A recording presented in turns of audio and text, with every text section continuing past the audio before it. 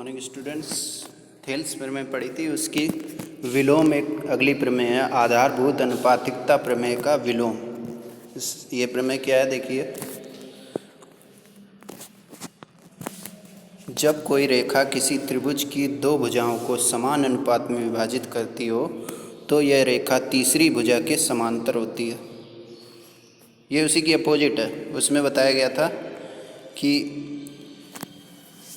अगर किसी एक भुजा के समांतर कोई रेखा खींची गई है तो वो अन्य दो भुजाओं को समान अनुपात में विभाजित करती है। अब यहाँ दिया है, अगर कोई रेखा दो भुजाओं को समान अनुपात में विभाजित करती तो वो तीसरी के समांतर होगी। उसी का उल्टा सिद्ध करना। तो देखिए कैसे करेंगे। तो यहाँ क्या क्या दिया गया है। एक त्रिभुज हमने ABC बनाया जिसमें रेखा L BC के समांतर है और AB को D पर और AC को E पर काट रही है समान अनुपात में। तो समान अनुपात में काट रही तो क्या होगा, AD/DB बराबर AE/EC।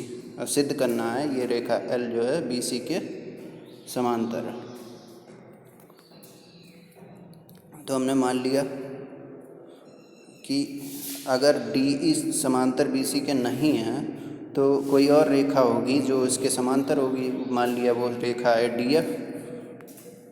तो हमने माना DF समांतर BC। अब आधारभूत अनुपातिकता प्रमेय से क्या हो जाएगा, अगर ये समांतर है तो समान अनुपात में विभाजित करेगी तो हो जाएगा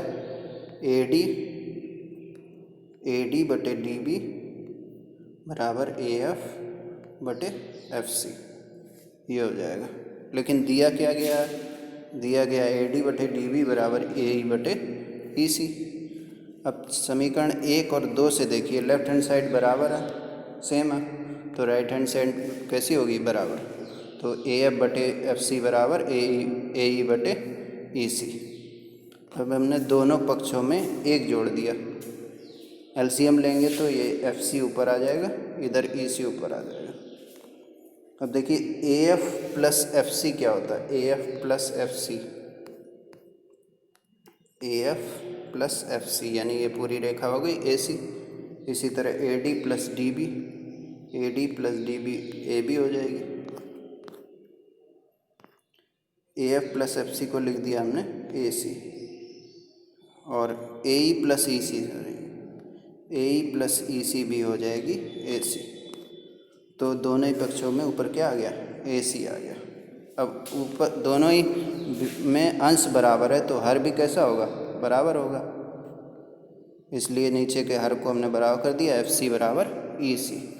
तो हमने निकाला FC किसके बराबर है, FC बराबर है EC के, यानी कि ये रेखा और ये रेखा बराबर है। ये कैसे हो सकता है, ये तभी हो सकता है जब ये बिंदु यहीं पर हो, यानी F और E बिंदु संपाती हों, यहीं पर हों।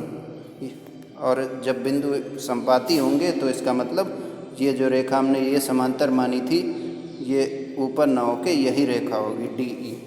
तो वही हमने लिख दिया। ऐसा तभी संभव है जब बिंदु F और E संपाती हों तथा रेखा EC FC एक ही हो, तो इसलिए L समांतर BC। तो ये प्रमेय सिंपल थी, इसको आप नोट करिए, फिर नेक्स्ट वीडियो में एक्सरसाइज शुरू करते हैं। Thank you.